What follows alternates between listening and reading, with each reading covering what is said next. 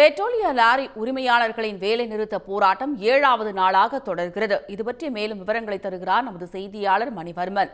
மணிவர்மன், இந்த போராட்டத்தில் அவர்கள் முன்வைக்கக்கூடிய கோரிக்கைகள் என்ன? கூடுதல் விவரம். சென்னையில் 7ஆம் நாளாக பெட்ரோலிய லாரி உரிமையாளர்கள் வேலை நிறுத்தம் தொடர்கிறது. குறிப்பாக நேற்று தண்டையார்பேட்டையில் இருக்கும் பாரத் பெட்ரோலியம் நிறுவனத்திலிருந்து விமான எரிபொருள் கொண்டு செல்லும் லாரிகள் இயக்கப்படாமல் இருந்தன. இந்நிலையில் நேற்று இரவு அத்தியாவசிய தேவையான விமான எரிபொருள் கொண்டு செல்லாததால் தட்டுப்பாடு ஏற்படும் நிலை ஏற்பட்டிருப்பதனால் அந்த தண்டையார்பேட்டையில் உள்ள பாரத் பெட்ரோலியம் நிறுவனத்திலிருந்து கொண்டு செல்லும் விமான எரிபொருள் லாரிகளுக்கு மட்டும் விலக்கு அளிக்கப்பட்டது.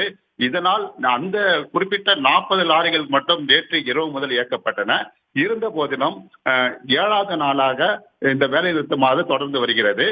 மீஞ்சூர் அத்திப்பட்டு பகுதியில் பாரத் பெட்ரோலியம் நிறுவனத்திலிருந்து சுமார் 150க்கும் மேற்பட்ட ஒப்பந்த லாரிகள் இந்த வேலை நிறுத்த போராட்டத்தில் ஈடுபட்டு வந்தனர். இதைத் தொடர்ந்து இன்று முதல் கரூர் பாரத் பெட்ரோலியம் நிறுவனத்திலிருந்தும் லாரிகள் இயக்கப்படவில்லை என்று தெரிகிறது.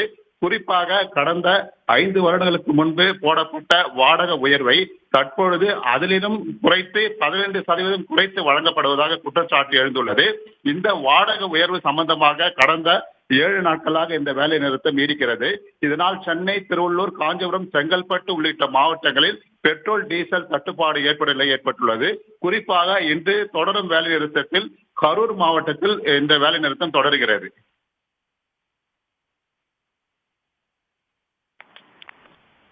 விவரங்களுக்கு நன்றி மணிவர்மன். உடனுக்குடன் செய்திகளை தெரிந்து கொள்ள சன் நியூஸ் பெல் ஐகானை கிளிக் பண்ணுங்க.